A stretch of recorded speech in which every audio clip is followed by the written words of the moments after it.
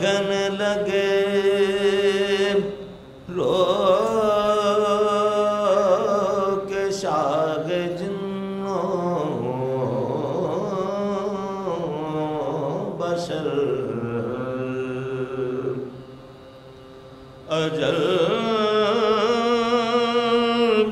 رسی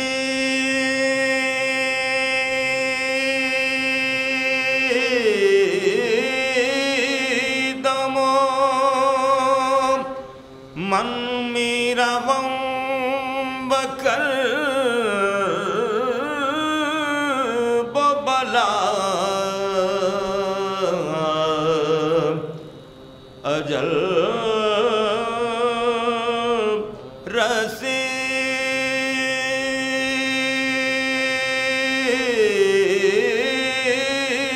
دمو من میرا وم بکر ببلا گذشت نوبت مسلم رسید نوبت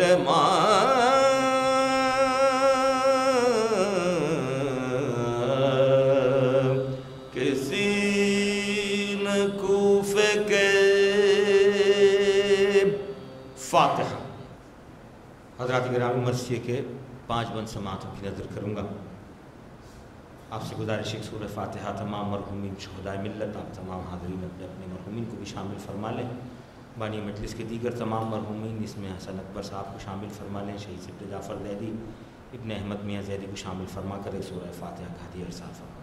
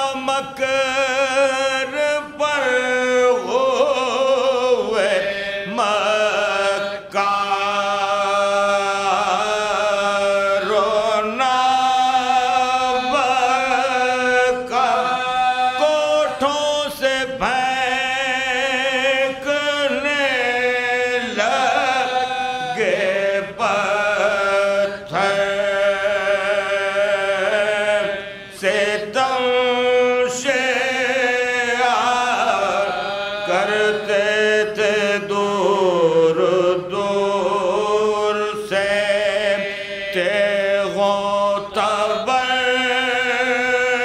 کے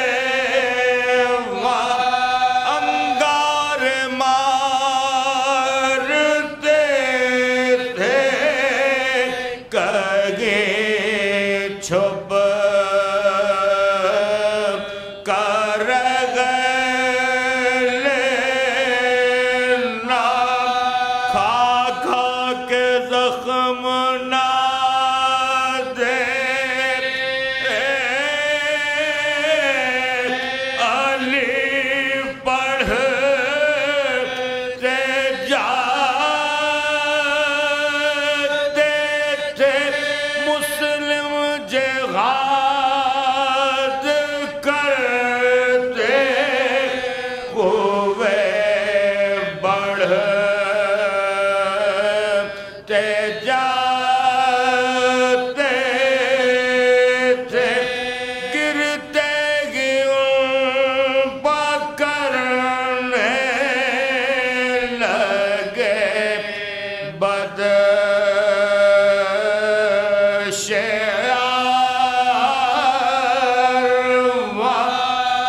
افسوس ایک جس میں خزیں پر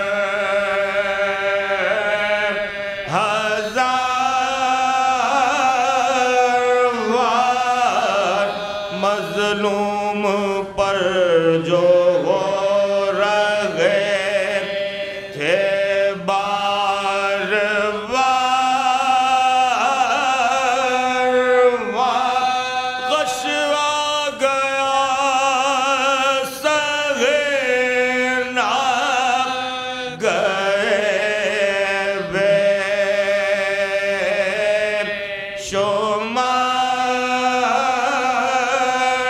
شمار دشمن دے گرد چاغنے والے نہ تھے قریب ہو کر قریب گود کے پالے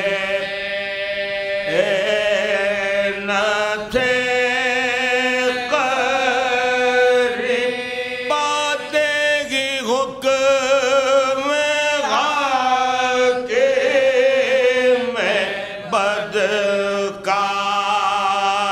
بدکار بد عمل بالائے بام لے گئے غزرت کو چند چھت سے زمین پر پھینک دیا غسل کے بل پہنچے ادھر زمین پر ادھر آ گئی اجل سر نظر کر کے بنے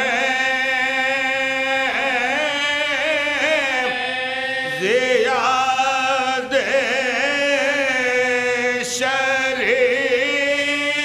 شریر کو ملعون کھینچے پھرتے تھے لاشیں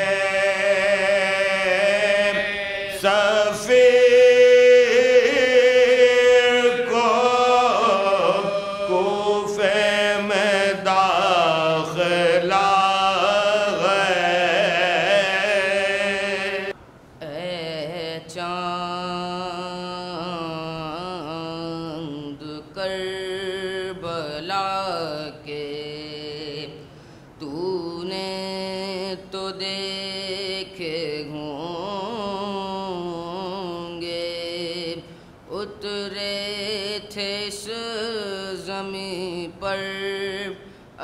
شیبری کے تارے اے چاند کربلا کے اے چاند جلوہ گر ہے ہاشم کا چاند یہاں پر اے چاند جلوہ گر ہے ہاشم کا چاند یہاں پر خیرات روشنی کی لے لیجیو یہاں سے اے چاند کربلا کے اے چاند اس زمین پر رکھیو ہمیشہ ٹھنڈک سوتے جو ہیں یہاں پر زہرا کے ہیں یہ پیارے اے چاند مارے گئے یہیں پر بے دردیوں ستم سے مارے گئے یہیں پر بے دردیوں ستم سے مسلم کے دونوں پیارے زینب کے دونوں بیٹے اے چاند پامال ہو رہی تھی قاسم کی لاش رن میں عباس اور سرور چمتے تھے ان کے ٹکڑے اے چاند بازو کٹے یہیں پر عباس با وفا کے اذن وغا نہ پایا پانی بھی لا نہ پائے اس سرزمین پہ گزرا سرور پہ یہ بھی صدمہ سینے پہ کھائی برچھی ہم شکل مصطفیٰ نے اے چاند پانی پلانے لائے ایک محل کو سرور کی عزب حرملا نے تیرے ستم لگا کے گردن چھدی پسر کی بازو چھدا پدر کا دونوں تڑپ تڑپ کر پیاسے جہاں سے گزرے اے چاند اس بن میں ایک بچی بابا کو ڈھونڈتی تھی بکھرے ہوئے پڑے تھے جب سر بری دلاشے پھر یہ بھی تو نے دیکھا وہ غم رسید بچی سینے پسو رہی تھی بے سر پدر سے لپٹے اے چاند کربلا کے تو نے تو دیکھے ہوں گے اترے تھے اس زمین پر عرش بری کے تارے بر محمد و آل محمد صلوات. چراغ طور جلایا ہے روشنی یوں ہے. چراغ طور جلایا ہے روشنی یوں ہے. علی نے جلوہ دکھایا ہے روشنی یوں ہے. علی نے جلوہ دکھایا ہے روشنی یوں ہے. جبیں پناہ میں علی لکھ دیا تھا بچپن میں. جبیں پناہ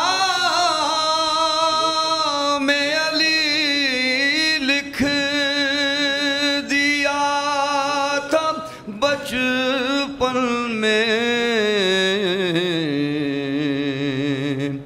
وہ نقش اب ابھر آیا ہے روشنی یوں ہے. وہ نقش اب ابھر آیا ہے روشنی یوں ہے. میری نظر میں کمی تھی مگر غم شے سے. میری نظر میں کمی تھی مگر غم شے سے. ایک اشک آنکھ میں آیا ہے روشنی یوں ہے. ایک اشک آنکھ میں آیا ہے روشنی یوں ہے. وفا کے نور سے روشن ہوئی شب عاشور. وفا کے نور سے روشن ہوئی شب عاشور. چراغ شہ نے بجھایا ہے روشنی یوں ہے. چراغ شہ نے بجھایا ہے روشنی یوں ہے. چراغ شام غریبا میں کس طرح جلتے. چراغ شام غریبا میں کس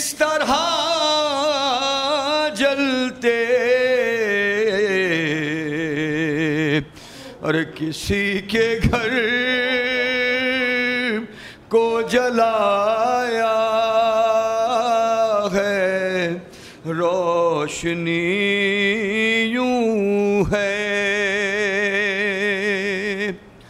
اور سکینہ بی بی نے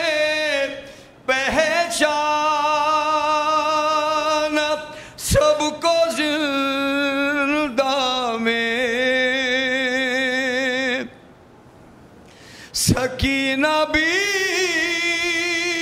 بی نے پہچان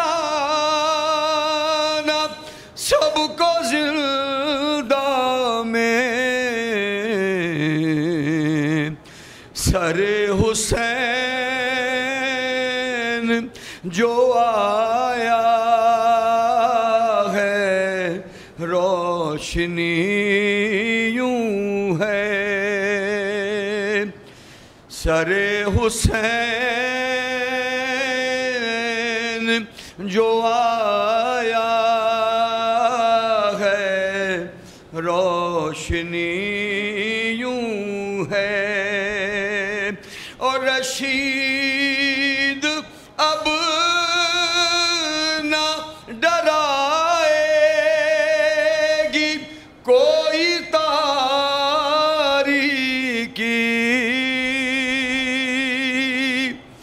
رشید اب نہ ڈرائے گی کوئی تاریکی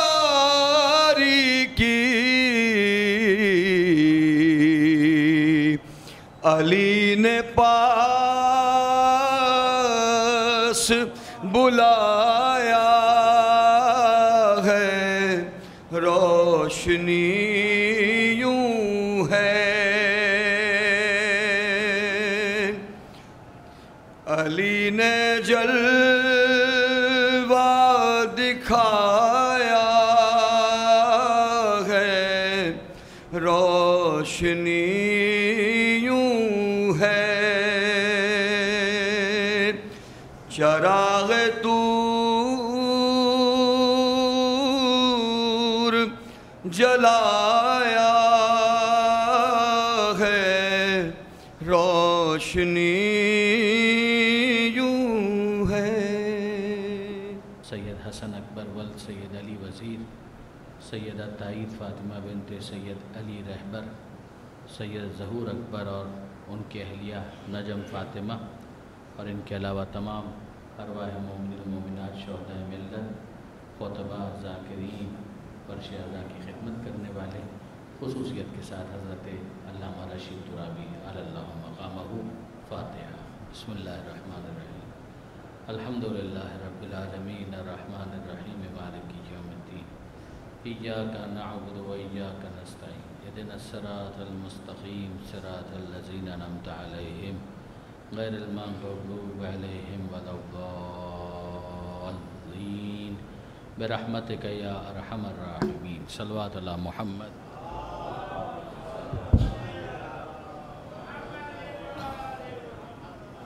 اعوذ باللہ من الشیطان الرجیم بسم اللہ الرحمن الرحیم الحمدللہ رب العالمین والصلاة والسلام علی اشرف الانبیاء والمرسلین سیدنا و مولانا ابی القاسم محمد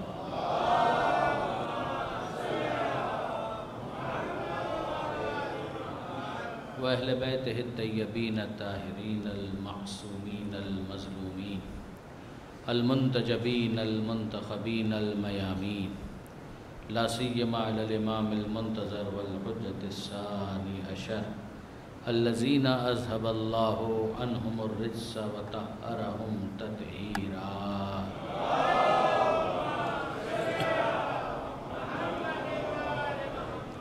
واللعنة الدائمة الباقية على أعدائهم أجمعين من يوم ظلمهم إلى قيام يوم الدين أما بعد فقد قال الله سبحانه وتعالى في القرآن الحكيم بسم الله الرحمن الرحيم إن من شيعته لإبراهيم صلوات الله محمد وآله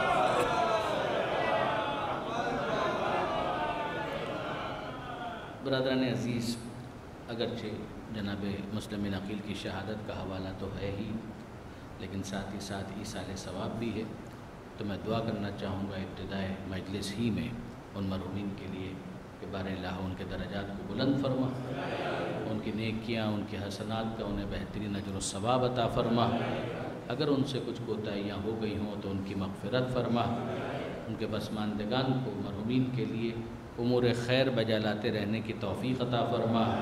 مالک ہم سب کے لیے بحق محمد و آل محمد سفر آخرت کو آسان فرما، اور باقی زندگی میں اس سفر کے لیے زاد سفر فراہم کرنے کی توفیق عطا فرما۔ درود بھیجیے محمد و آل محمد۔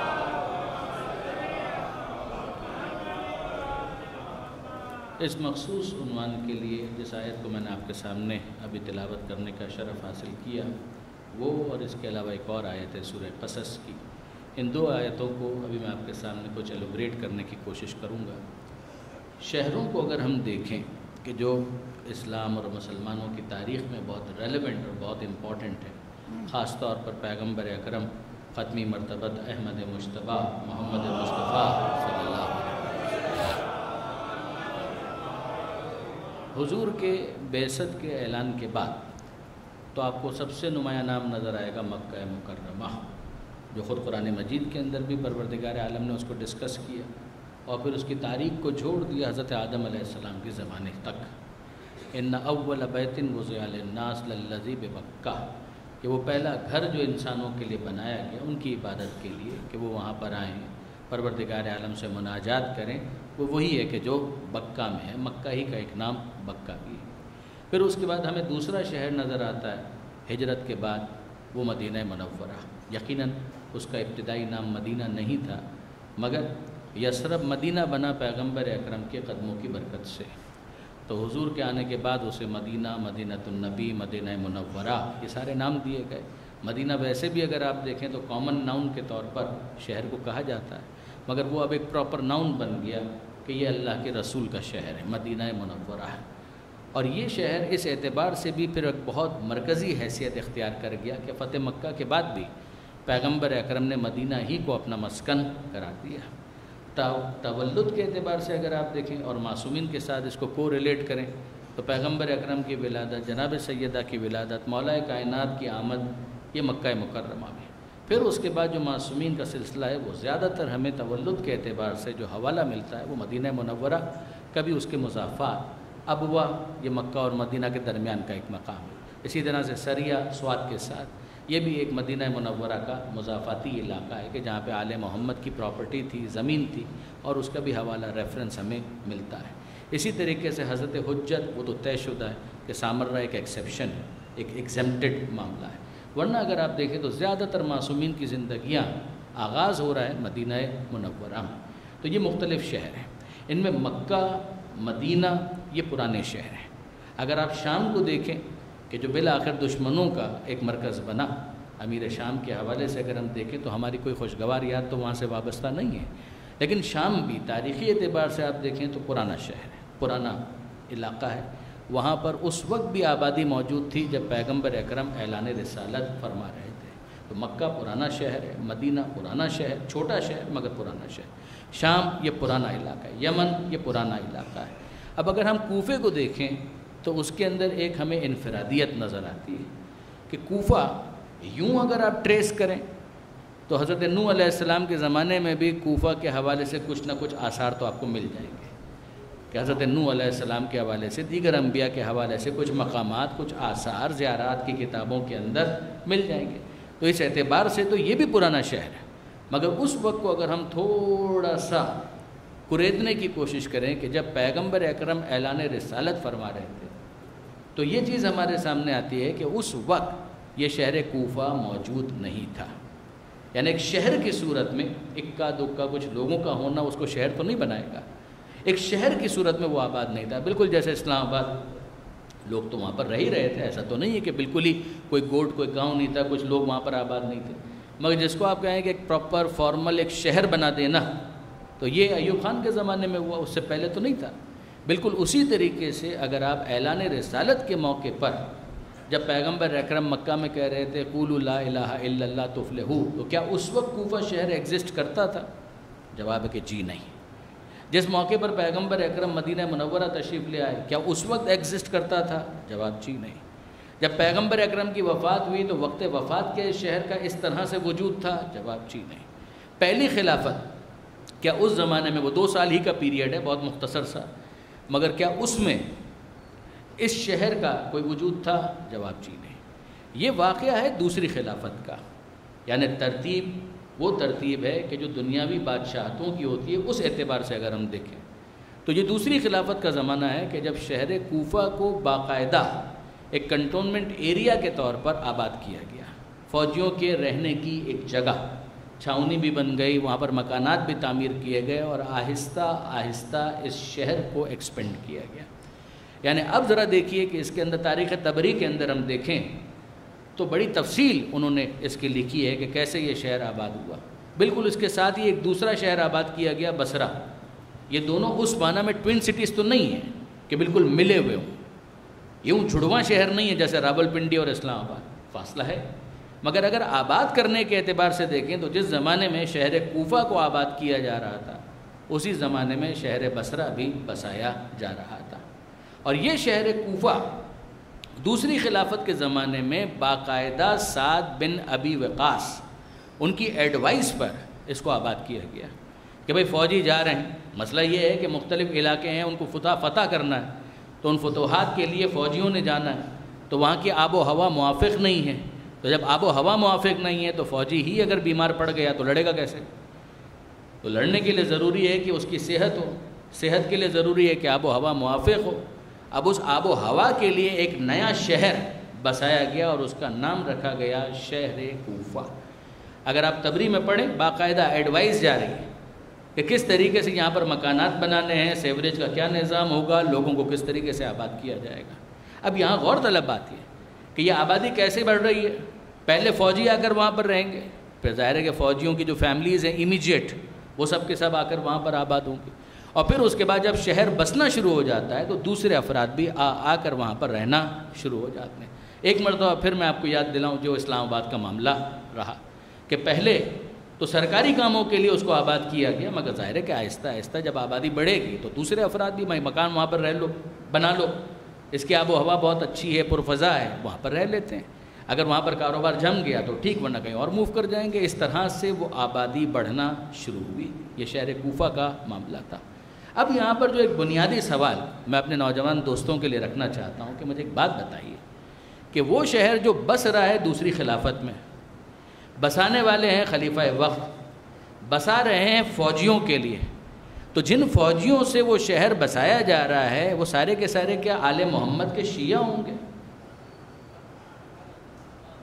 یہ بنیادی سوال ہے اور بڑا منطقی اور لاجیکل سوال ہے کہ مجھے بتائیے کہ وہ شہر کوفہ کہ جن کو کہا جاتا ہے کہ یہ شیعوں کا گڑھ ہے، بعد میں یہ کہا گیا کہ یہ شیعوں کا گڑھ ہے، تو جس شہر کو بسایا اس بنیاد پر گیا تھا کہ خلیفہ ثانی کے ایڈوائس پر، سعد بن ابی وقاص کے مشورے سے، جس شہر کو فوجیوں کے لیے ایک چھاؤنی کے طور پر بسایا جاتا ہے، تو یہ سارے کے سارے فوجی کیا علی کے شیعہ تھے؟ کیا آل محمد کی ولایت اور وصایت اور خلافت کا کلمہ پڑھتے تھے؟ یعنی پھر ذرا توجہ کیجئے گا کہ یہ وہ افراد تھے جو کہتے تھے علی ولی اللہ وصی رسول اللہ و خلیفتہ بلا فصل، وہ بلا فصل،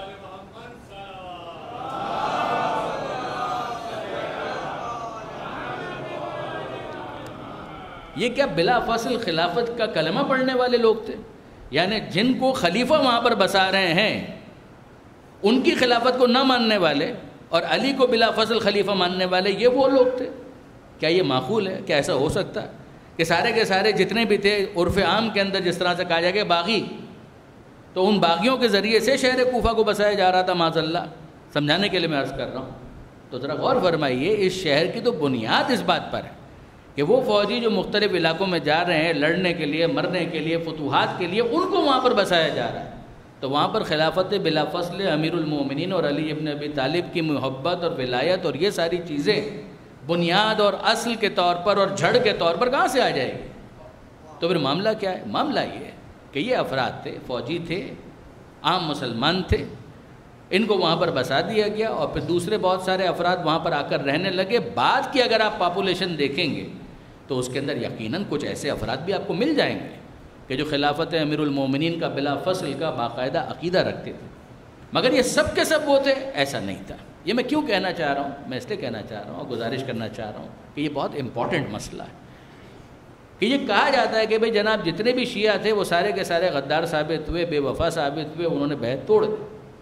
واقعی ایسا ہی ہے؟ چلیے پھر اس کا مطلب یہ ہے کہ ایک طرف تو ہو گئے یہ کوفہ والے جو سب کے سب شیعہ تھے بالفرض، اور دوسری طرف کون ہے کہ شام والے. تو یہ تو ہو گئے اموی. ظاہر ہے ہمارے محترم برادران اہل سنت اس میں شامل ہونا تو پسند نہیں کریں گے کہ جو کربلا میں امام حسین سے لڑنے کے لیے آئے تھے. تو نہ وہ اپنے آپ کو کوفے والوں میں شامل کرنا پسند کریں گے، نہ شام والوں میں شامل کرنا پسند کریں گے.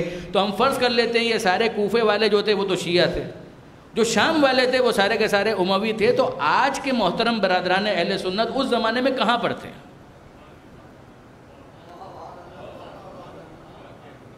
ایک بڑا منطقی سوال ہے کہ وہ افراد کہ جو آج اپنے آپ کو اہل سنت کہلاتے ہیں اور ہمارے لیے بہت محترم ہیں، مگر میرا سوال یہ ہے کہ یہ اس زمانے میں کہاں پر تھے جب ایک طرف تو ہو گئے اموی ناصبی دشمنان اہل بیت یزیدی یزید کے ماننے والے، اور دوسری طرف ہو گئے یہ کوفے والے سارے کے سارے شیعہ نے اہل بیت جنہوں نے غداری کر دی، بے وفائی کر دی، بیعت توڑ دی، یہ کر دیا وہ کر دیا، سب تو انہوں نے کر دیا. چلیے ٹھیک ہے صاحب، سب کچھ کر دیا.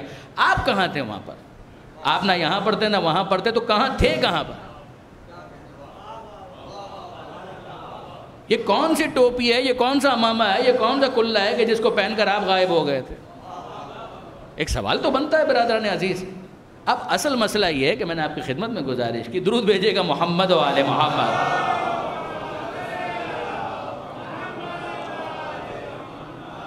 کہ جس چیز کو ہم شیعت کہتے ہیں کہ کسی کا شیعہ ہونا، کیا یہ لفظ اجنبی ہے؟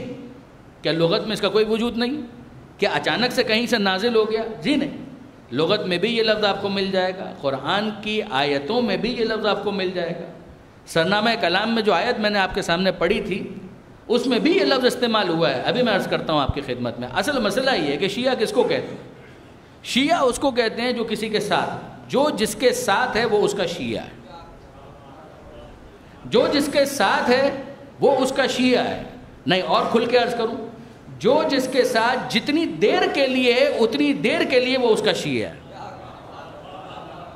اگر کوئی 2 گھنٹے کے لیے اس کے ساتھ ہے تو وہ 2 گھنٹے کا شیعہ ہے، اور اگر کوئی 1 دن کے لیے اس کے ساتھ ہے تو وہ 1 دن کا شیعہ ہے، اور اگر وہ 1 مہینے کے لیے اس کے ساتھ ہے تو 1 مہینے کا شیعہ ہے، سال بھر کے لیے اس کے ساتھ ہے تو سال بھر کا شیعہ ہے، 1 جنگ میں اس کے ساتھ ہے تو 1 جنگ کا شیعہ ہے، 3 جنگوں میں اس کے ساتھ ہے تو 3 جنگوں کا شیعہ ہے، اور اگر کوئی موسمی شیعہ نہیں ہے تو ہمیشہ ہمیشہ کے لیے اس کا شیعہ ہے.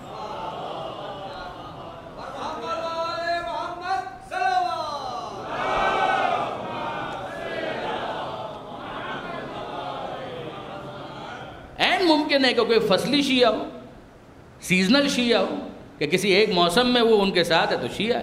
اچھا اس میں یہ بھی شرط نہیں کہ کس کے ساتھ، اگر اچھے کے ساتھ ہے تو اچھے کا شیعہ ہے، اور اگر برے کے ساتھ ہے تو برے کا شیعہ ہے.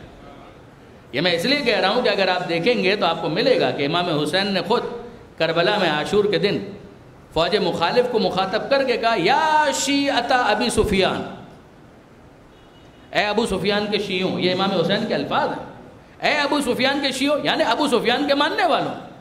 غور فرمایا آپ، ان لم تکن لکم الدین، اگر تمہارے لیے کوئی دین نہیں ہے، کونوا احرارا فی دنیاکم، تو کم سے کم اپنی دنیا میں آزاد تو رہو. یہ غلامی کو کیوں اختیار کیا ہوا ہے؟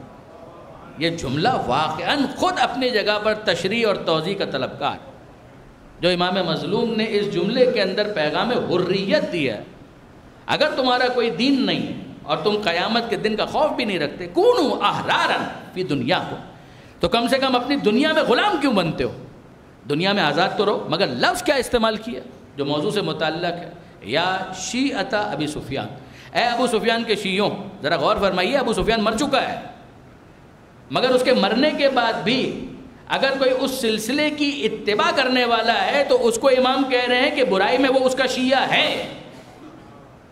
کوفے سے خط گیا، یزید نے نعمان بن بشیر کو معزول کر دیا، اور جو معزول کیا ہے تو اس کے اندر الفاظ یہ ہیں کہ کہ کوفے سے میرے شیعوں نے مجھے یہ خبر دی. کمال نہیں ہے؟ کوفے سے میرے شیعوں نے مجھے یہ خبر دی کہ تمہارا مسلم کے ساتھ جو معاملہ ہے وہ بڑا نرمی کا ہے, یہ قابل قبول نہیں ہے, لہذا میں تمہیں معزول کرتا ہوں. اور عبید اللہ ابن زیاد کو ایڈیشنل چارج دیا جا رہا ہے, جو بصرہ کا گورنر تھا اس وقت اس کو اضافی چارج دیا گیا. غور فرمائیے گا برادران عزیز, عجیب بات یہ ہے کہ لفظ شیعہ اگر آپ دیکھیں تو اس زمانے میں, یعنی پیغمبر اکرم کی اس حدیث کو آپ چھوڑ دیجئے کہ جس میں پیغمبر اکرم یہ کہہ رہے ہیں یا علی انت و شیعتک ہم الفائزون, اے علی آپ اور آپ کے شیعہ یہی وہ ہیں جو کامیاب بھی ہیں کامران بھی ہیں. وہ پیغمبر اکرم کی حدیث, اس کو رکھیے اپنی جگہ پر. میں عرفی گفتگو کی بات کر رہا ہوں. یہ الفاظ آپ کو ملیں گے, شیعہ نے علی لاحقے کے ساتھ, اضافت کے ساتھ, علی کے شیعہ. آپ کو ملے گا شیعہ نے عثمان, عثمان کے شیعہ, لاحقے کے ساتھ, اضافت کے ساتھ, عثمان کے شیعہ. آپ کو ملے گا شیعہ نے بنو امیہ, بنی امیہ کے شیعہ, بنی امیہ کے ماننے والے. تو عرض کرنے کا مقصد یہ ہے کہ جو جس کے ساتھ ہے وہ اس کا شیعہ ہے. ہوا یہ کہ over the period of time پھر بہت سارے افراد نے اس عنوان کو استعمال کرنا ترک کر دیا. ہمارا تو جینا مرنا اسی عنوان اور اسی تعبیر اور اسی تعارف کے ساتھ تھا. ہمیں کوئی شرمندگی نہیں ہے اس تعارف پر کہ ہم علی کے شیعہ ہیں. تو ہوا یہ کہ دوسروں نے جب اس ٹائٹل کو استعمال کرنا ترک کر دیا, یہ بتانا بند کر دیا کہ وہ کس کے شیعہ ہیں, تو پھر لاحقے کی ضرورت نہ رہی, اضافت کی ضرورت نہ رہی. اب جب کبھی لفظ شیعہ استعمال ہوتا ہے تو ذہن خود بخود جاتا ہے کہ یہ کسی اور کے نہیں ہے, علی کے شیعہ ہیں, علی کے ماننے والے ہیں.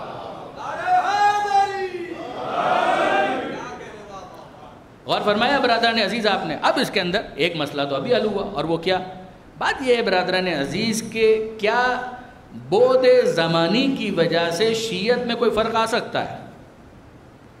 یعنی اگر درمیان میں فاصلہ زیادہ ہو جائے, 2 سال گزر گئے, ان کا تو انتقال ہو گیا, وہ تو شہید ہو گئے, تو اب آپ کاہے کہ شیعہ ہیں؟ اگر زمانہ ایک ہوتا تو ان کے ساتھ ہوتے. جب زمانہ الگ الگ ہو گیا تو پھر ان کے شیعہ ہونے کا کیا مطلب ہے؟ اس لیے پروردگار عالم نے قرآن مجید میں یہ آیت نازل کر دی. محسوس یہ ہوتا ہے جو سرنامہ کلام کی آیت ہے, ذرا سنیے. ان من شیعتہ لابراہیم, کہ یاد رکھو یقیناً نوح کے شیعوں میں ابراہیم بھی شامل تھے. میں پوچھنا چاہتا ہوں, کیا نوح اور ابراہیم ایک ہی زمانے میں سانس لے رہے تھے؟ جواب ملے گا جی نہیں. نوح علیہ السلام کا زمانہ گزر گیا, درمیان میں بہت سا فاصلہ آ گیا, پھر ابراہیم علیہ السلام آئے. تو مجھے بتائیے کہ جب نوح اور ابراہیم کے درمیان سینکڑوں سال کا فاصلہ آ گیا تو یہ ایک دوسرے کے شیعہ کیسے ہوئے؟ تو جواب یہی ملے گا کہ جہاں فکر ایک ہو وہاں پر شیعت مسلم ہوتی ہے. جہاں فکر ایک ہو, سمت ایک ہو, ڈائریکشن ایک ہو, جہت ایک ہو, یک رنگی ہو, وہاں پر شیعت ہوتی ہے. تو اگر سینکڑوں سال کا فاصلہ آ گیا اور نوح اور ابراہیم کی شیعت میں کوئی فرق نہیں آیا, تو 1400 سال گزرنے کے بعد بھی علی اور علی کے شیعوں کے درمیان کوئی فاصلہ نہیں آ سکتا. درود بھیجیے محمد و آل محمد پر.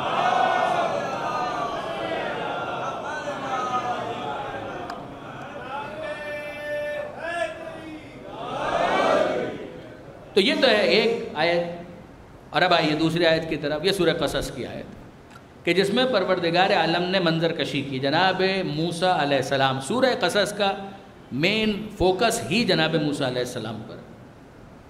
پروردگار عالم بیان کرتا ہے, یہ مصر کا تذکرہ ہو رہا ہے. دخل المدینۃ علی حین غفلۃ من اہلہا فوجد فیہا رجلین یقتتلان ھذا من شیعتہ وھذا من عدوہ. دخلا داخل ہوئے, المدینۃ شہر میں, وہ خاص شہر مصر, علی حین غفلۃ من اہلہا, کس وقت, دن میں یا رات میں؟ اس وقت جب سب غفلت کی حالت میں تھے, سوئے ہوئے تھے, رات کا وقت تھا. دخلا داخل ہوئے موسیٰ المدینہ شہر میں, علی حین غفلۃ من اہلہا, رات کا وقت تھا, لوگ آرام کر رہے تھے. کیا دیکھا موسیٰ علیہ السلام نے؟ کمال ہے واقعاً, الفاظ آیت کے کمال ہے. فوجد فیہا رجلین, موسیٰ علیہ السلام نے اس شہر میں 2 افراد کو دیکھا جو آپس میں لڑ رہے تھے. یقتتلان, ایک دوسرے کو مار رہے تھے. ھذا من شیعتی, اب وہ 2 کون ہیں؟ ان کا تعارف پروردگار کروا رہا ہے کہ تم اپنے تصور میں لے کر آؤ کہ 2 افراد ہیں آپس میں لڑ رہے ہیں. موسیٰ علیہ السلام دیکھ رہے ہیں. موسیٰ کی نسبت سے ان دونوں کا تعارف کیا ہے؟ کہ ھذا من شیعتہ, یہ موسیٰ کے شیعوں میں سے ہے, وھذا من عدوہ, یہ موسیٰ کے دشمنوں میں سے ہے. تو ہمیں سمجھ میں اتنا تو آ گیا کہ قرآن کی تعبیر میں جو نبی کا ہوتا ہے اس کو شیعہ کہتے ہیں، جو سامنے ہوتا ہے اسے دشمن کہتے ہیں۔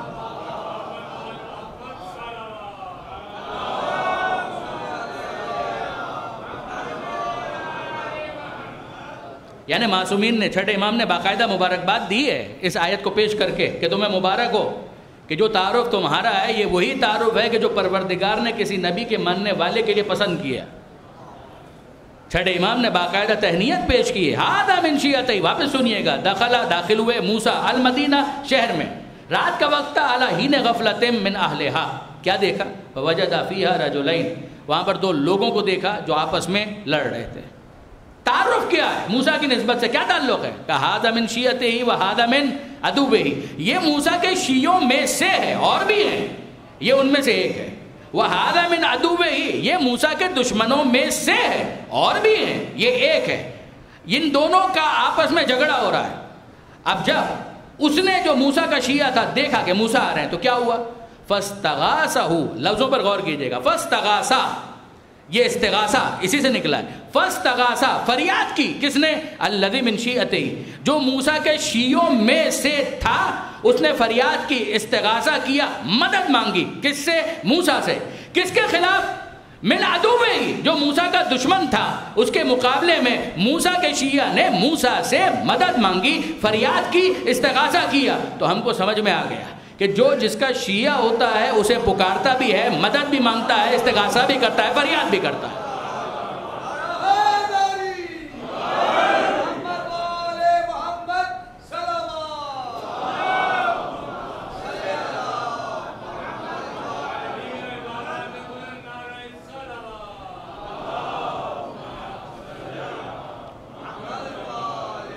اور موسیٰ نے مدد کی، یہ نہیں کہا کہ یہ کیا بدعت ہے، یہ کیا شرک تم کر رہے ہو، نہیں، فاستغاثہ الذی من شیعتہ، موسیٰ سے مدد مانگی، موسیٰ نے مدد کی۔ تو یہ سمجھ میں آ گیا جو جس کا شیعہ ہوتا ہے مدد مانگتا ہے، اور جس کا وہ شیعہ ہوتا ہے اگر وہ جینون ہے تو مدد بھی کرتا ہے۔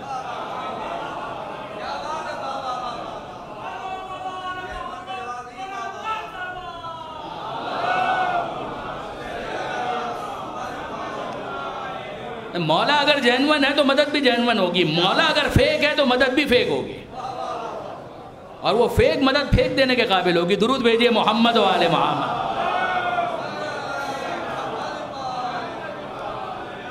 تو یہاں پر ہمیں سمجھ میں آ گیا کہ ہاں واقعاً اس کا شیعہ ہونا ضروری ہے، فصلی شیعہ نہیں چلے گا ورنہ ڈانٹ بھی پڑ جائے گی، یہ بھی سورہ قصص بتا رہے ہیں۔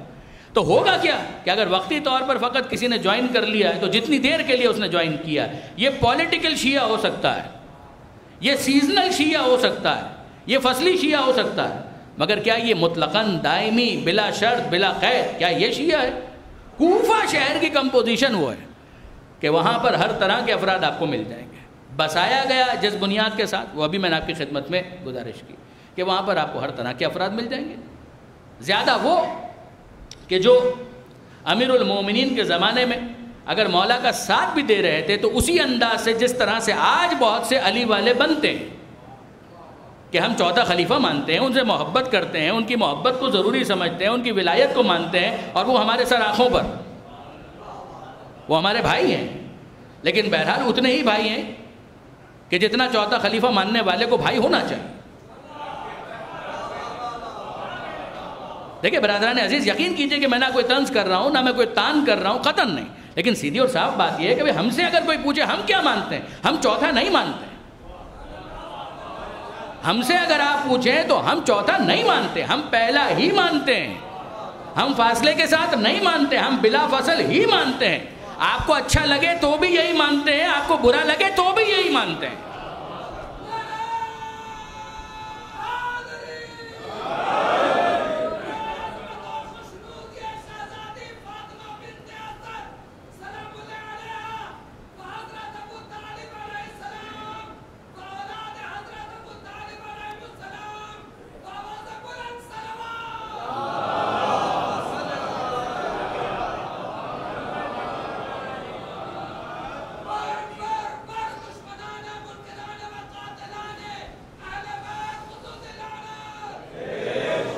تو ایک اصولی بات کہ بالکل ہمارے لیے محترم ہے، ہمارے مسلمان بھائی ہیں، کیا شک اور شبہ ہے، لیکن اصولی بات یہ ہے کہ اگر کوئی ہم سے پوچھے تو ہم علی کو کیا مانتے ہیں کہ پیغمبر اکرم کے بعد انہی کو مانتے ہیں، امام انہی کو مانتے ہیں، خلیفہ انہی کو مانتے ہیں، باقی صحابہ کرام ہے سر آنکھوں پر، جو ان کے ساتھ ہیں ہم ان کے ساتھ ہیں، مگر جو اصول ہے وہ یہ ہے کہ ہم ان کے ساتھ ہیں۔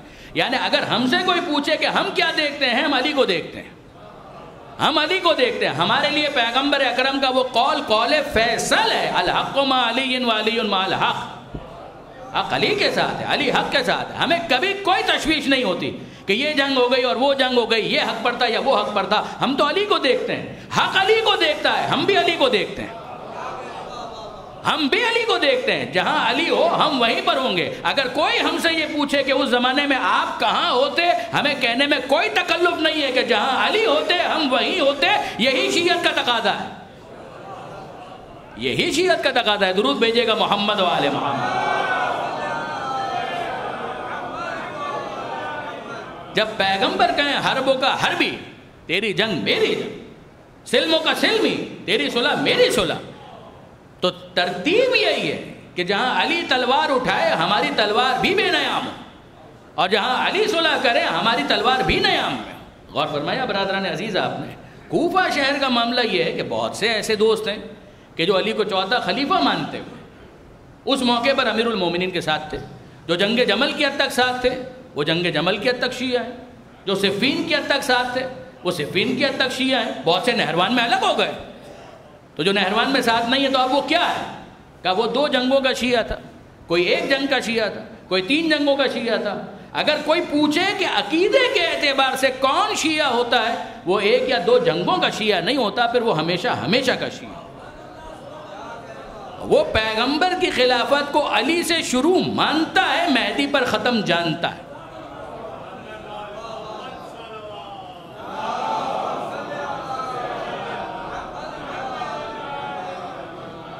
وہ علی سے مہدی تک 12 کو مانتا ہے، نہ ایک کم کرتا ہے نہ ایک بڑھاتا ہے۔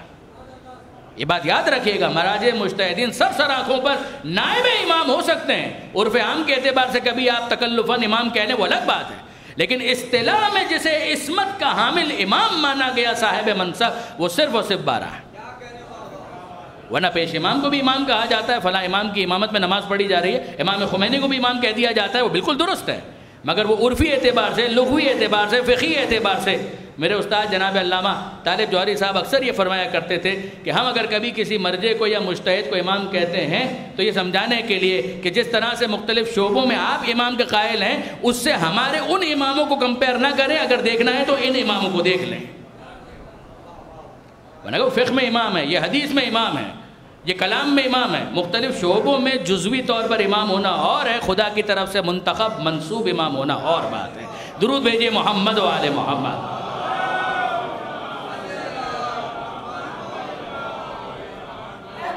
تو غور فرمایا برادران عزیز، مجھے یہاں پر ایک روایت یاد آ گئی، وہ بھی میں آپ کی خدمت میں عرض کر دوں تاکہ اس بات کو زیادہ بہتر طور پر ایکسپلین کر پاؤں۔ مجھے یاد ہے کہ جب میں ایک کتاب کی تیاری کر رہا تھا اور لکھ رہا تھا، اس موقع پر یہ روایت سامنے آئی اور بہت عمدہ، بہت جاذب، بہت رساں، اپیلنگ، دل کو چھو جانے والی حدیث، کہ کسی نے معصوم سے سوال کیا کہ مولا یہ بتائیے کہ ایک میرا جاننے والا ہے، وہ سب کو مانتا ہے بس ایک امام کو نہیں مانتا، وہ 12 کو مانتا ہے بس ایک کو نہیں مانتا، تو ایک رہ گئے تو 11 ہو گئے، 11 کو مانتا، کیا چلے گا؟ یہ میں عرفی گفتگو جس طریقے سے ہوتی ہے، عامیانہ عوامی زبان، کہ مولا 12 میں سے صرف ایک کو نہیں مانتا، چلے گا؟ تو 11 کو تو مانتا ہے، 10 سے تو بہتر ہے، 9 سے تو بہتر ہے، 11 کو مانتا ہے، ایک کو نہیں مانتا، چلے گا؟ تو امام نے فرمایا کہ ایک بات بتاؤ، کوئی آدم سے لے کر عیسیٰ تک سب نبیوں کو مانتا ہو، مصطفیٰ کو نہ مانتا ہو، چلے گا؟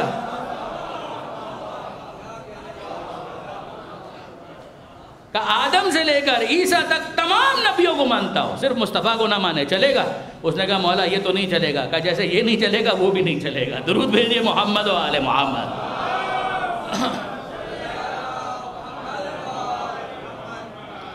اب اگر برادران عزیز یہ شہر کوفہ کی کمپوزیشن کو کچھ اگر میں واضح کر پایا تو اب آئیے واپس ذرا دیکھیے کہ وہ جیسے بھی تھے، جس طرح کے بھی تھے، وہاں پر موجود تھے۔ امام مظلوم کا ان کے اوپر کوئی توقف اور انحصار نہیں تھا۔ حسین مظلوم پہلے دن سے جانتے تھے کہ مقتل کربلا ہے، پہلے دن سے جانتے تھے کہ مجھے کربلا جانا ہے اور وہاں جا کر شہادت کا تاج اپنے سر پر سجانا ہے. یہ امام بہت اچھی طریقے سے جانتے تھے. شہر کوفہ پر امام کا کوئی انحصار نہیں تھا. حجت تمام کرنے کے لیے بہت کچھ کیا جاتا. عاشور کے دن بھی امام نے خطبے دیے.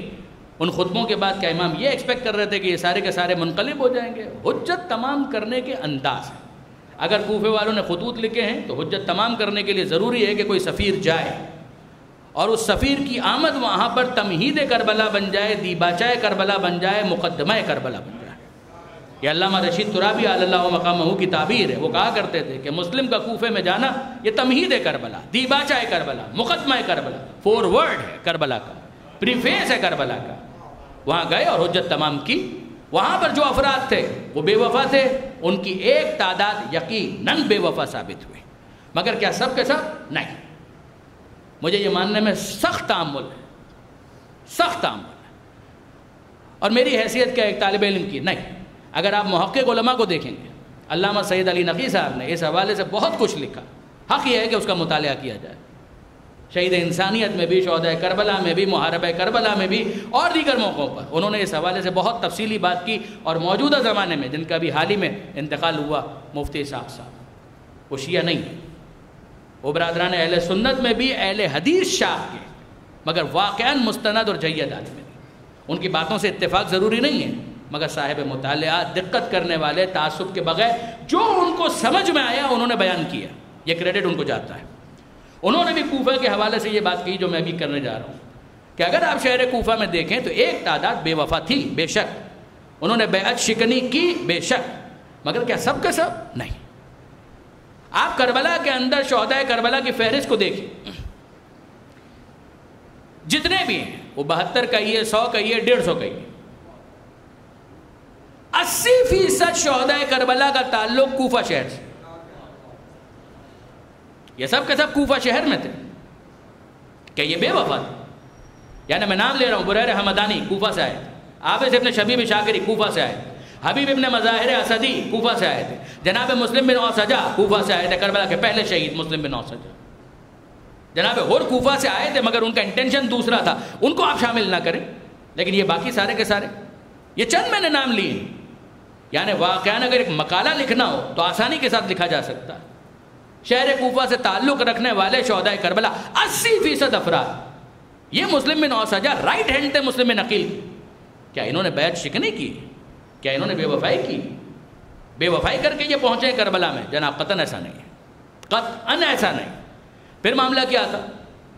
ان کے بارے میں جو قرین قیاس بات ہے وہ یہ کہ جب بالکل آخری مرحلہ آیا اور جناب مسلم بن عقیل نے محسوس کر لیا کہ اب ان کا ہونا میرے لیے بے فائدہ ہے، مجھے تو بالآخر شہید ہو جانا ہے، تو پھر ان کو کہاں ہونا چاہیے؟ کوفہ کے دیباچے میں یا کربلا کی اصل کتاب میں؟ بہت توجہ کیجئے گا، کچھ عرض کرنا چاہ رہا ہوں کہ پھر ان کو کہاں ہونا چاہیے؟ کوفہ کی تمہید میں یا اصل کتاب کربلا میں؟ تو جناب مسلم بن عقیل نے اس موقع پر ان کو ایڈوائز کیا کہ اصل مقصد تو حسین ہے، بالآخر مجھے یہاں شہید ہو جانا ہے، تو میری شہادت کافی ہے. اب میں تمہیں یہ حکم دیتا ہوں کہ شہر کوفہ کو وقت آنے پر ترک کرو، ابھی یہاں سے ڈسپرس ہو جاؤ، اور جب اطلاع ملے کہ حسین وہاں پر پہنچنے والے ہیں یا پہنچ گئے تو اصل کتاب کا ایک ورق بننے کے لیے کربلا پہنچ جاؤ.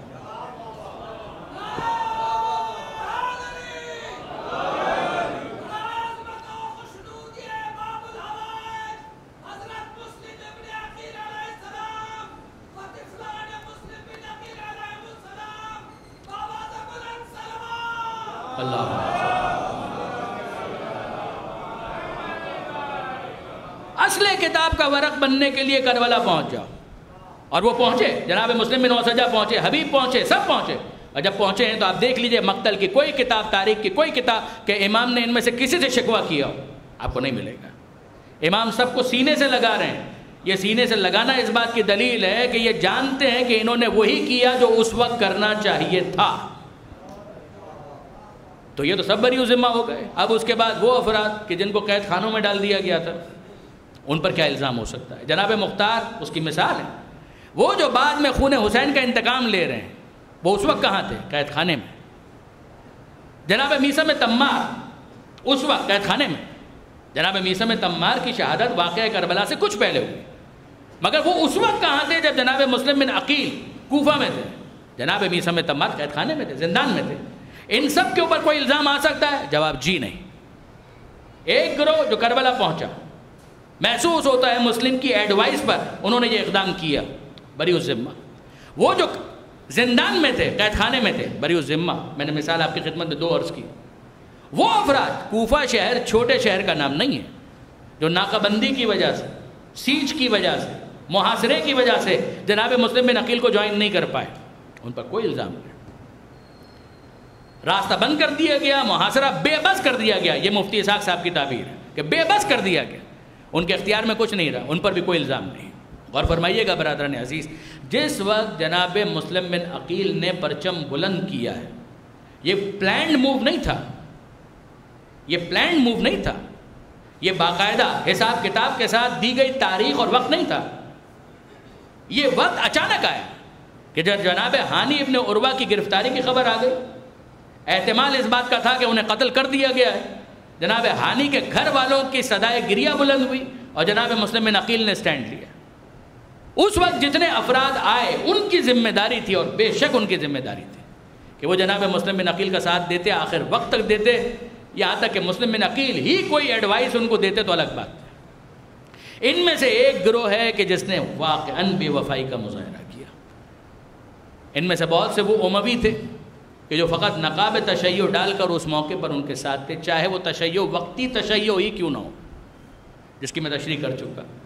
تو یاد رکھیے گا برادران عزیز، بزرگان تو میرے کبھی بھی مخاطب نہیں ہوتے، میں اپنے نوجوان دوستوں کے لیے، بچوں کے لیے عرض کر رہا ہوں کہ وہ یاد رکھیں کہ یہ اتنا ہوموجینیس معاملہ بھی نہیں تھا، یہ ایک سنکرونائزڈ ری ایکشن نہیں تھا. پھر ان میں سے وہ افراد ہیں کہ جو توابین کی تحریک میں شامل ہوئے، پھر ان میں سے وہ افراد ہیں کہ جو جناب مختار کے خروج میں ان کے ساتھ شامل ہوئے. سلیمان ابن سورت خزائی، ان کے بارے میں آپ کیا کہیں گے؟ صحابی رسول، آل محمد سے مخلص، یعنی جرح و تعدیل سے متعلق جو رجال کی کتابیں، ان کو دیکھیں، جناب سلیمان ابن سورت خزائی کے اوپر گفتگو کی گئی ہے، ان کی عظمت کے قصیدے پڑھے گئے ہیں. برادران اہل سنت نے طے شدہ ہے کہ سلیمان ابن سورت خزائی واقعاً حسین مظلوم کے پکے شیعہ تھے، فصلی شیعہ نہیں، پکے شیعہ، جنہوں نے بعد میں توابین کی تحریک کو لیڈ کیا. کوئی مذاق ہے؟ واقعاً وہ تحریک، اس کا جو بھی انجام ہوا، لیکن بہرحال جس بے لوث انداز میں انہوں نے اپنی جانیں قربان کی ہیں وہ قابل رشک ہے. وہ اس قابل ہے کہ ان کی مدح کی جائے، وہ قابل ہے کہ ان کی تعریف کی جائے. تو بہرحال یہ پورا ایک سلسلہ ہے، یہ اتنا سمپل معاملہ نہیں ہے برادران عزیز. میں آپ کی خدمت میں اتنا ضرور عرض کروں گا. تو یہ جو پورا واقعہ ہے، اس میں جناب مسلم کی شجاعت کیا کہنا. جناب مسلم بن عقیل ایک واقعاً منفرد قضیہ ہے. پہلی قربانی آل محمد کی کربلا کے سلسلے کی. یعنی عام طور پر برادران عزیز یہ ایام وہ ہیں کہ جو حج کے ایام ہیں، عام طور پر عرفات اور منی ہی میں یہ ایام گزارنے کا موقع ملا کرتا ہے، لیکن بہرحال 2 سال سے محروم ہے. آپ جانتے ہیں کہ حج بہت محدود ہو گیا، ورنہ مجھے اچھی طریقے سے یاد ہے ہر سال اس رات کو، اس لیے کہ کل وہاں کے اعتبار سے اگر آپ دیکھیں تو یوم العرفہ ہے، تو یہ رات عرفات کے میدان میں حاجی ہوتے ہیں، یا منی کے میدان میں یا عرفات کے میدان. عام طور پہ شیعہ حاجی سارے کے سارے عرفات پہنچ جاتے ہیں، اور وہاں پر پھر شب شہادت کی مجلس ہوتی ہے جناب مسلم بن عقیل کی. اور جب عرفات کا دن آتا ہے تو جناب مسلم بن عقیل کی شہادت کی مجلس دن کی ہوتی ہے. وہ اعمال عرفات کا سب سے اہم حصہ بن جاتا ہے کہ وہاں پر بیٹھ کر آل محمد کی اس قربانی کو یاد کریں. یاد کیجئے برادران عزیز، ہو سکتا ہے کہ میں اپنے سامعین کو ساتھ لے کر چل سکوں کہ ذرا میرے ساتھ ان فضاؤں میں اپنے آپ کو محسوس کرنے کی کوشش کریں، اپنے آپ کو پہنچانے کی کوشش کریں کہ حسین مظلوم جس نے کئی حج پیدل کیے ہیں، 60 ہجری کا جو حج ہے اسے ترک کر دیا، اس حج کو عمرے سے تبدیل کر دیا. ہو سکتا ہے تاریخ کیا ہے، قربانی کی تاریخ کیا ہے؟ 10 ذی الحجہ، 9 ذی الحجہ عرفات کا دن، 10 ذی الحجہ قربانی کا دن، یوم النحر جس کو کہا جاتا ہے. اور ترتیب دیکھ لیجئے، 8 ذی الحجہ یوم الترویہ، پانی جمع کرنے کا دن، 9 ذی الحجہ یوم العرفہ جو بعد میں جناب مسلم کی شہادت کا دن بن گیا، 10 ذی الحجہ یوم النحر قربانی کا دن، اور 11 12 13 ایام التشریق سب کی اپنی اپنی وجوہات ہیں. یہ ہے ایام حج کا خلاصہ. وہ حسین کہ جس نے تقریباً ہر سال، ہر دوسرے تیسرے سال حج کی سعادت حاصل کی. 10 ذی الحجہ کا دن آتا ہے تو قربانی کے جانور ذبح کیے جاتے ہیں. حسین مظلوم 60 ہجری کا حج عمرے سے تبدیل کر کے جا رہے ہیں، روانہ ہو رہے ہیں. کوئی اگر پوچھے تو حسین کا دل کٹتا ہے. فرزند رسول اس سال حج نہیں کریں گے، فرزند رسول اس سال عرفات نہیں چلیں گے. کوئی حسین کے دل سے پوچھے کہ حسین کے لیے عرفات کا میدان کیا معنی رکھتا ہے، کوئی حسین سے پوچھے کہ حسین کے لیے مشعر الحرام اور منی کیا معنی رکھتا ہے. جو وارث مشعر ہو، منی ہو، مزدلفہ ہو، عرفات ہے. سید سجاد کا وہ خطبہ یاد ہے؟ میں مکہ کا وارث ہوں، میں زمزم کا وارث ہوں، میں صفا کا وارث ہوں، میں مروہ کا وارث ہوں، میں عرفات کا وارث ہوں. کوئی پوچھے آل محمد کے لیے یہ مشاعر، یہ شاعر، یہ کیا اہمیت رکھتے ہیں؟ وہ حسین جس نے کئی حج پیدل کیے اس حج کے لیے موجود نہیں ہوں گے. حج کو عمرے سے تبدیل کر رہے ہیں. کیوں؟ اسی کعبے کی حرمت کو بچانے کے لیے کہ مجھے معلوم ہے کہ حاجیوں کے بیس میں قاتلوں کے وفود آ چکے ہیں. میں پسند کرتا ہوں کہ حرم کی حدود کے باہر چاہے ایک بالش باہر مجھے قتل کیا جائے، میرا خون کم سے کم حرم میں نہ بہے. میں عرض کروں کہ واقعاً فرزند رسول آپ نے اس حرم کی حرمت کا خیال رکھا اور پروردگار نے آپ کے مقتل کو حرم بنا دیا. خدا نے فیصلہ کیا کہ جس نے میرے حرم کی حرمت کا اتنا خیال رکھا میں اسی حسین کے مقتل کو حرم بنا دوں گا. جس نے اس خاک کی عظمت کا احساس کیا میں اس کے مقتل کی خاک کو خاک شفا بنا دوں گا. کیا عجیب اہتمام پروردگار ہے. لیکن اگر کوئی نگاہ تصور سے دیکھے اور سننے کی کوشش کرے کہ کوئی فرزند رسول سے پوچھے اے مولا حسین کیا اس سال سب قربانیاں پیش کریں گے؟ آپ قربانیاں پیش نہیں کریں گے. مولا سب قربانی کے جانور لے کر چلے ہیں، وہ قربانی کرنے والے، آپ قربانی پیش نہیں کریں گے. قربانی کی تاریخ کیا ہے؟ 10 تاریخ ہے، 10 ذی الحجہ. تو حسین شاید یہ جواب دیں کہ قربانی ہم بھی پیش کریں گے اور 10 تاریخ ہی کو پیش کریں گے. بس 1 مہینے کا فرق آ جائے گا، بس 1 مہینے کا فرق آ جائے گا. یہ 10 ذی الحجہ ہے کہ جس کو حاجی قربانیاں پیش کریں گے، اور 1 مہینے کے بعد جب 10 محرم آئے گی تو ہم قربانیاں پیش کریں گے. اور جب ہم قربانیاں پیش کریں گے تو فرق یہ ہوگا کہ حاجی جانوروں کی قربانیاں پیش کریں گے، ہم دل کے ٹکڑوں کی قربانیاں پیش کریں گے. یہاں منی کے میدان میں کوئی گائے ذبح کر رہا ہوگا، کوئی اونٹ قربان کر رہا ہوگا، کوئی بکرا اور دمبا ذبح کر رہا ہوگا، مگر آ کر دیکھو کہ 10 محرم کو حسین کسے قربان کر رہا ہے. کہیں اون محمد جیسے بھانجے قربان ہو رہے ہیں، کہیں اکبر جیسا بیٹا قربان ہو رہا ہے، کہیں عباس جیسا بھائی قربانی کے لیے پیش کیا جا رہا ہے. اور اگر قربانیوں کی ضرورت پڑی تو ایک ننھے مجاہد کو بھی ہاتھوں پر لے جا کر قربانی کے لیے پیش کر دیا، اور اس کے خون کو حسین نے زمین پر بہنے نہیں دیا. اپنے چہرے پر مل کر کہا کہ یہ قربانی کی یادگار ہے جسے لے کر میں اپنے جد مصطفیٰ سے ملاقات کروں. عجیب ہے عزیزان، واقعاً عجیب ہے. اور اگر کوئی حسین سے پوچھے کہ مولا مگر 1 مہینے کے بعد قربانی ہوگی، کیا اس مہینے کوئی قربانی پیش نہیں کریں گے؟ تو حسین یہی جواب دیں گے، ارے 10 ذی الحجہ کو تم قربانی پیش کرو گے، میں تمہید قربانی 9 ذی الحجہ کو پیش کر کے جا رہا ہوں. وہ قربانی کون سی ہے؟ کہ کربلا کی تمہید کوفہ میں میرا بھائی مسلم اپنی قربانی پیش کرے گا، اور وہ تنہا اپنے آپ کو اس طرح سے قربانی کے لیے پیش کرے کہ شہر کوفہ کی گلیاں ہیں، غریب الوطن مسلم بن عقیل ہے، کبھی اس گلی میں اور کبھی اس گلی میں. مہمان ہے کوفہ کے اندر جناب مسلم بن عقیل راستوں سے واقف بھی نہیں ہے، اور ایسے میں ایک مومنہ کا گھر نظر آتا ہے، ٹیک لگا کر بیٹھ جاتے ہیں. وہ ضعیفہ توحہ باہر نکل کر دیکھتی اور کہتی ہے کہ اے مسافر، شہر کے حالات بہت خراب ہے، کیا مناسب نہیں ہے کہ تو اپنے گھر کو چلا جا؟ ایسا نہ ہو کہ تجھے نقصان پہنچ جائے. اور جناب مسلم حسرت کے ساتھ کہتے ہیں اے مومنہ، اے ضعیفہ، فقط اتنا بتا دے کہ جس کا کوئی گھر نہ ہو وہ جائے تو کہاں جائے. کیا حسرت ہے، کیا قسم پرسی ہے، کیا غریب الوطنی ہے، کیا ابن السبیل ہونا ہے جو جناب مسلم نے اپنے اس ایک جملے میں اظہار کر دیا کہ جس کا کوئی گھر نہ ہو وہ جائے تو کہاں جائے. وہ مومنہ سوال کرتی ہے مگر اے مسافر بتا تو صحیح کہ تیرا نام کیا ہے، تو ہے کون؟ کہا نا برید الحسین، میں حسین کا سفیر، حسین کا قاصد، حسین کا پیغامبر، میرا نام مسلم بن عقیل ہے کہ جو اس وقت کوفے والوں کی بے وفائی کی وجہ سے در در کی ٹھوکریں کھا رہا ہے. جیسے ہی حسین کا نام سنا اس مومنہ کی آنکھوں میں آنسو آ گئے.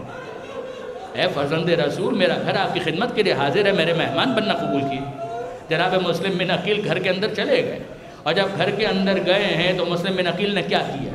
اس حجرے میں مصلی بچھایا اور پروردگار سے راز و نیاز شروع کر دیا۔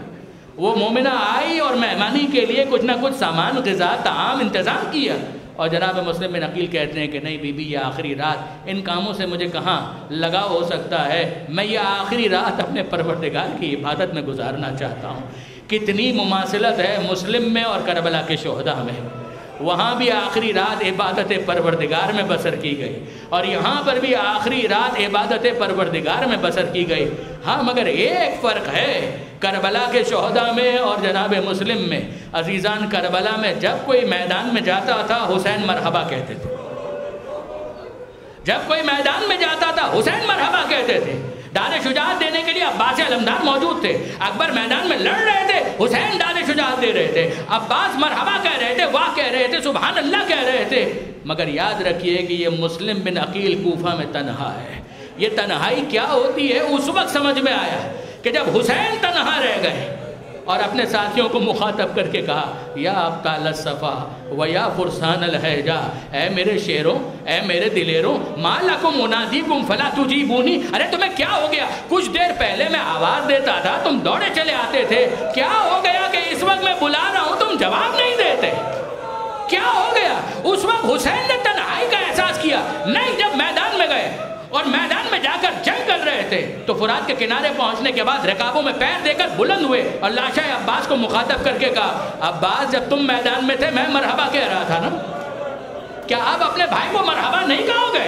عباس کے لاشے سے کوئی آواز نہ آئی مگر خیمے کے پاس سے زینب پکاری، مرحبا یا ابن رسول اللہ، اے فرزند رسول، اگر کوئی موجود نہیں تو ماں جائی تو موجود ہے، اے مولا حسین خوش نصیب ہیں کہ مرحبا کہنے کے لیے زینب تو موجود ہے۔ آئیے اپنے سفیر کا حال دیکھیے کہ کس جگر کے ساتھ لڑ رہے ہیں مگر کوئی مرحبا کہنے والا نہیں ہے۔ مکاری کے ذریعے مسلم بن عقیل کو جب گرفتار کیا گیا، ہاتھوں کو باندھ دیا گیا، پھر ایک اور مماثلت کہ جب دربار میں آئے ہیں پانی پینے کی خواہش تھی، پانی پینے کی کوشش کی، مگر جو خون لبوں کا تھا وہ ممزوج ہو گیا اور جناب مسلم بن عقیل نے وہ پانی چھوڑ دیا، دوسرا پانی لایا گیا، دانت گر گئے، زخمی ہو چکے تھے، جناب مسلم بن عقیل پھر پانی نہ پی سکے، یہاں تک کہ حسرت بھرا ایک جملہ زبان پر آ گیا، ایسا لگتا ہے کہ پانی اب میرے قسمت سے اٹھ چکا ہے۔ اے پیاسوں کے سفیر، اگر پیاس کے عالم میں شہادت قبول نہ کی تو کہاں حق کے سفارت ادا ہو سکے گا؟ جناب مسلم بن عقیل ابن زیاد نظر آیا اور جب نظر آیا تو کسی نے کہا امیر کو سلام کرو، اور جناب مسلم بن عقیل کس طرح سے جواب دے، ما لی امیر سوى الحسین، میرا امیر حسین کے سوا کوئی اور نہیں ہے، امیر ہی حسین، میرا امیر صرف اور صرف حسین ہے، میں حسین کے سوا کسی کو امیر نہیں مانتا۔ قتل کا حکم دے دیا گیا اور جب بام پر لے جایا گیا، چھت پر لے جایا گیا، اس موقع پر جناب مسلم کی گردن کو اڑانے کے لیے جلاد نے جب تلوار کو بلند کیا ہے اچانک تلوار چھوڑ دے، گھبرا گیا، پیروں پر لرزہ طاری ہو گیا، واپس آیا، جناب مسلم بن عقیل دوسرے سپاہیوں کے ساتھ بام پر موجود ہے، مگر یہ آیا اور ابن زیاد کے پاس آ کر کہتا ہے، ابن زیاد پوچھتا ہے کیا ہوا؟ مسلم کا سر قلم کیا؟ کہا کہ نہیں امیر، میں کیسے یہ کام کروں؟ کہا کیا ہوا؟ کہا ہوا یہ کہ جب میں تلوار بلند کر کے مسلم کے سر کو قلم کرنا چاہ رہا تھا، میں نے اچانک دیکھا اللہ کے رسول نظر آئے، میں نے اللہ کے رسول کو دیکھا، تلوار میرے ہاتھ سے گر گئی، میں نے دیکھا کہ اللہ کے رسول کہہ رہے ہیں ارے بدبخت، میرے بیٹے نے، میرے بچے نے تیرے سامنے کیا ایسا ظلم کر دیا، کیا خطا ہے میرے بچے کی کہ تو میرے بچے کو اس طرح سے قتل کرنا چاہتا ہے؟ امیر یہ کام مجھ سے نہ ہو سکے گا۔ اس موقع پر ابن زیاد نے کہا تیرا وہم ہے، جا اور جا کر مسلم کا سر قلم کر۔ وہ واپس آیا اور ایک مرتبہ پھر مسلم کو قتل کرنا چاہتا ہے۔ مسلم کہاں پر ہے؟ اتنا قریب آ چکے ہیں کہ نیچے موجود افراد کو دیکھ سکیں، کوفہ کے لوگ، وہ عہد شکن لوگ کہ جنہوں نے جناب مسلم کی قدر نہ کی، انہوں نے تماشا دیکھنے کے لیے اپنے بچوں کو اپنے کاندھوں پر بلند کیا ہوا تھا۔ اس موقع پر جناب مسلم بن عقیل نے ایک جملہ کا، علامہ رشید ترابی صاحب کے الفاظ ہیں، وہ فرمایا کرتے تھے کہ اس موقع پر جناب مسلم بن عقیل نے چھت سے کوفہ کے لوگوں کو مخاطب کیا اور ایک جملہ کا، اے کوفے والوں، عجیب تمہاری وفا تھی، تمہارے وفا کو میں نے دیکھا، تمہاری بدعہدی کو میں نے دیکھا، میں کوئی شکوہ نہیں کرتا، بس اتنی گزارش ہے کہ جب کچھ دنوں کے بعد میرے 2 بیٹے یہاں پر لائے جائیں اور جب انہیں یہاں پر قتل کیا جائے انہیں یہ مت بتانا کہ تمہارے بابا کو قتل کر کے یہیں پر پھینکا گیا تھا. کم سے کم میرے بچوں کو یہ اذیت مت دینا. یہ مسلم بن عقیل کہہ رہے تھے اتنی دیر میں جلاد کی تلوار گر رہی تھی اور مسلم بن عقیل کربلا کا رخ کر کے حسین کو مخاطب کر کے کہہ رہے السلام علیکہ یا ابا عبداللہ. اے فرزند رسول اپنے سفیر کا سلام قبول کیجئے. اور راہ کربلا میں حسین خیمے میں موجود تھے, پردہ ہٹا ہوا تھا, زینب پیچھے سے دیکھ رہی تھی. اچانک حسین کھڑے ہوئے اور کہا وعلیکہ السلام یا اخی المسلم, اے میرے بھائی تم پر بھی میرا سلام ہو. جناب زینب کہتی ہے بھیا کسے سلام کر رہے ہو؟ کہا کہ وہ زینب اگر دیکھ سکو تو دیکھو, وہ بام دارالامارہ, وہ مسلم کے گردن پر چلتی ہوئی تلوار.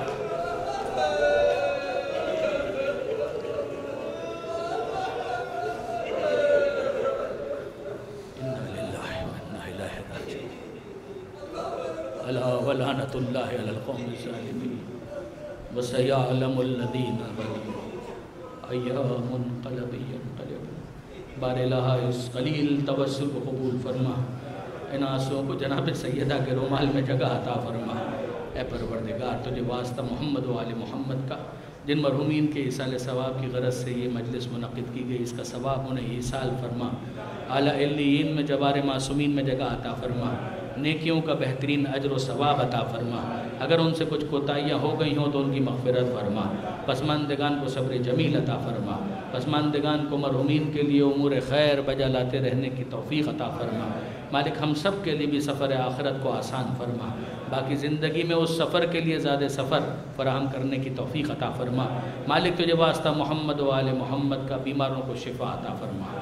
کرونا کی وبا کا خاتمہ فرما. بے روزگاروں کو رزق حلال عطا فرما.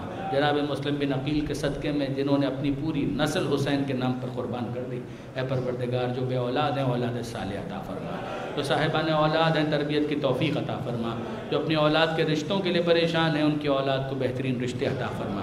جن گھروں میں ناچاکی ہے, ناراضی ہے, علی اور زہرا کے مقدس گھرانے کا واسطہ, ان گھروں کی ناراضی کو الفت اور محبت سے تبدیل فرما. صاحبان ایمان کو ایک دوسرے کے دکھ خوشی اور غم میں شریک رہنے کی توفیق عطا فرما. اے پروردگار تجھے واسطہ محمد و آل محمد کا خوشیاں بانٹنے کی ہمیں توفیق عطا فرما. وطن عزیز پاکستان کو استحکام عطا فرما. زمانے کے امام کے ظہور میں تاجیل فرما. ہمیں ان کے اعوان و انصار میں شمار فرما. سورہ فاتحہ کی التماس سید حسن اکبر بل سید علی وزیر, سیدہ تائید فاطمہ بنت سید علی رہبر, سید ظہور اکبر اور ان کی اہلیہ نجم فاطمہ, تمام ارواح مومنین مومنات شہداء ملت آپ کے مرحومین. فاتحہ. بسم اللہ الرحمن الرحیم. الحمدللہ رب العالمین الرحمن الرحیم مالک یوم الدین ایاک نعبد و ایاک نستعین اهدنا الصراط المستقیم صراط الذین انعمت علیہم غیر المغضوب علیہم ولا الضالین. بسم اللہ الرحمن الرحیم. قل هو اللہ احد اللہ الصمد لم یلد ولم یولد ولم یکن له کفوا احد. بسم اللہ الرحمن الرحیم. قل هو اللہ احد اللہ الصمد لم یلد ولم یولد ولم یکن له کفوا احد. بسم اللہ الرحمن الرحیم. قل هو اللہ احد اللہ الصمد لم یلد ولم یولد ولم یکن له کفوا احد. اللهم اغفر للمؤمنین والمؤمنات والمسلمین والمسلمات الاحیاء منهم والاموات تابع بیننا وبینهم بالخیرات انک مجیب الدعوات انک علی کل شیء قدیر برحمتک یا ارحم الراحمین. ماتم حسین. سفیر سبط پیمبر ہیں باخدا مسلم, سفیر سبط پیمبر ہیں باخدا معلول جن کے لیے شاہ کربلا مسلم. سفیر سبط, سب مل کے پرساد ہیں. مسلم سفیر سبط پیمبر ہیں. یتیم بالی سکینہ سے پہلے بیٹی ہوئی, یتیم بالی سکینہ سے پہلے بیٹی ہوئی کہ سب سے پہلے ہی سر آپ کا کٹا مسلم. سفیر سبط پیمبر, سفیر سبط پیمبر ہے خبر جو آپ کے مرنے کی پائی زینب نے, خبر خبر جو آپ کے مرنے کی پائی زینب نے تو شاہزادی نے گریا بہت کیا مسلم سفیر پر ہے با خدا مسلم سفیر حسین کے لیے جس طرح روئی ہے زہرا حسین کے لیے جس طرح روئی ہے زہرا تمہارے واسطے روئے ہیں مرتضی مسلم سفیر سبت پیمبر ہیں تھی لاش شاہ زمن جیسے بے کفن رن میں تھی لاش شاہ زمن جیسے بے کفن رن میں تمہارا لاشا بھی ویسے پڑا رہا مسلم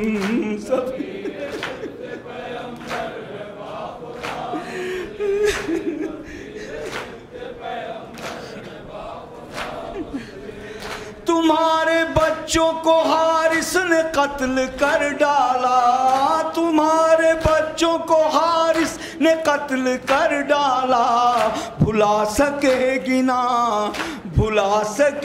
نہ تاریخ سانحہ مسلم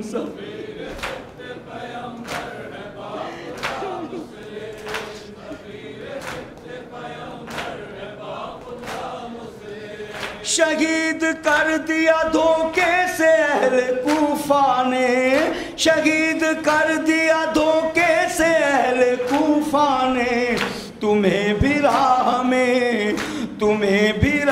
میں بے جرم بے خطا مسلم سفیر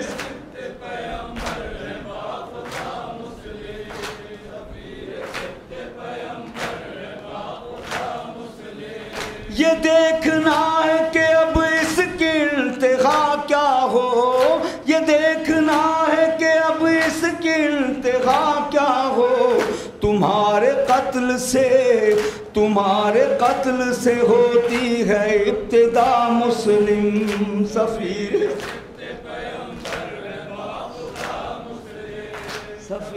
سبت پیمبر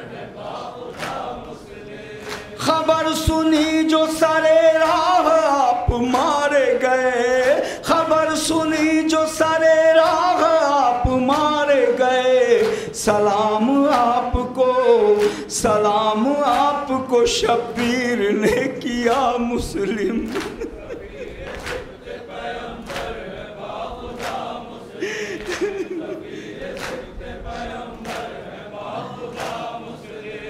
ریحان اور مسیب قلم تھا نوحہ کنا ریحان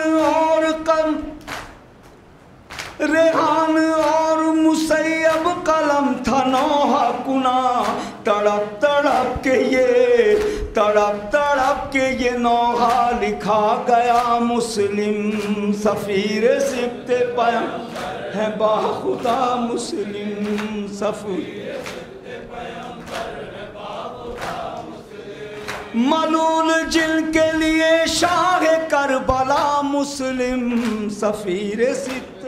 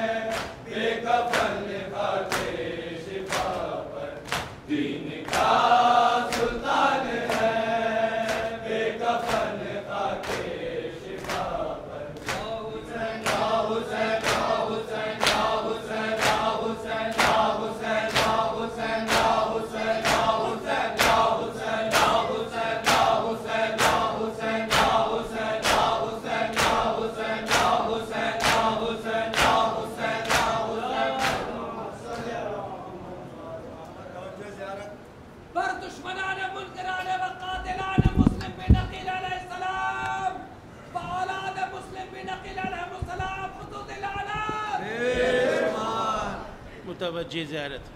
السلام علیکہ یا ابا عبداللہ، السلام علیکہ یا ابن رسول اللہ، السلام علیکہ یا ابن امیر المومنین و ابن سید الوصیین، السلام علیکہ یا ابن فاطمۃ الزہراء سیدۃ النساء العالمین، السلام علیکہ یا امام حسن والحسین سیدہ شباب اہل الجنہ، السلام علیکہ یا علی الحسین وعلی علی ابن الحسین وعلی اولاد الحسین وعلی اصحاب الحسین، السلام علیکہ یا باب الحوائج حضرت ابو الفضل العباس ابن امیر المومنین، السلام علیکہ جملہ جمیع شہداء کربلا، السلام علیکہ جملہ شہداء کربلا اسیران کربلا ورحمۃ اللہ وبرکاتہ، السلام علیکہ یا غریب الغرباء، السلام علیکہ یا معین الضعفاء والفقراء، السلام علیکہ یا شمس الشموس وانیس النفوس، السلام علیکہ یا ایہا المدفون بعرض طوس،